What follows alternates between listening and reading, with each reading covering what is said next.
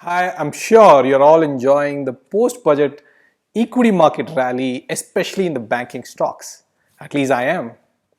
While most of us, including me, wanted to leave 2020 in the past, it gave us investing lessons for decades to come. In this short video, I try and give you 5 such investing lessons that can make all of us, including you, a better investor in the year 2021 and beyond. First such lesson is price can always go lower. While everything seemed like it has gone very bad and can't get worse any further, sometimes it can. Energy traders, for example, were in for a shock and learned this lesson the very hard way when in the year 2020 the prices went below zero for the first time ever in the history. At least I have not seen a single major event that shook the world market like the way this did. The lesson is very simple. Just when you think that the prices have hit the bottom, it can go lower. So it is better to be prepared for the unexpected. Lesson number 2.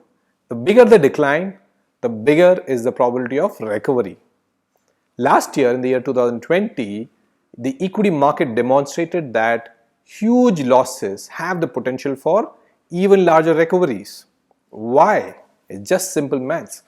If a 20% price drop requires a recovery rate of 25%, a 33% drop, which happened last year, requires a recovery rate of 50% just to come back to even.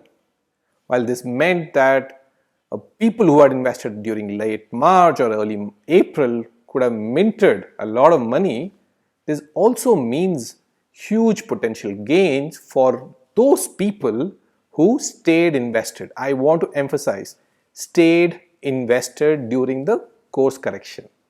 Lesson number 3, price is what someone else is willing to pay for something. In 2020, Bitcoin reached a price of $20,000. Tesla became a $600 billion market cap company, and oil went below $0. While none of this made sense to me, it did for those people who bought it. So as long as there is a market that exists, the price of an asset is determined by the person who's willing to pay for it. It has never been more evident than by the valuations of few tech companies which are not even making profits in the year 2020. But if there are people who are willing to pay the price, who am I to question them? But it just reminds me of a famous phrase. The markets can remain irrational longer than you can remain solvent.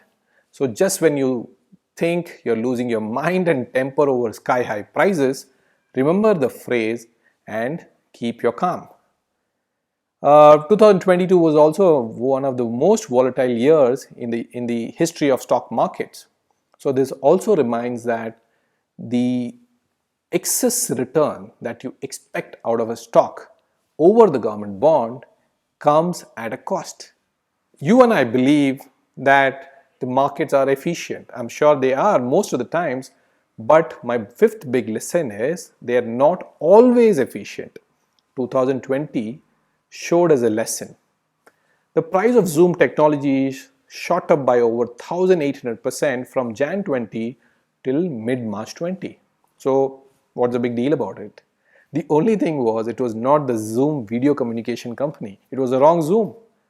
Regulator spotted this, halted trading on it. Now, what happened post that was the prices crashed and Zoom was trading 25% below the price that it was trading in January 2020. So when it is all okay, it is good, but it is good fun and quite a story when the markets become inefficient. One final bonus learning before I let you go. Nobody knows nothing. If 2020 taught me anything, it is what late John Bogle was always fond of saying. Nobody knows nothing. I'm sure predicting the future is very hard, but 2020 showed us how hard it can be. If we had met last year in March or April 2020, and if I had told you that the market would be up by 10% during a global pandemic year, you wouldn't have believed me.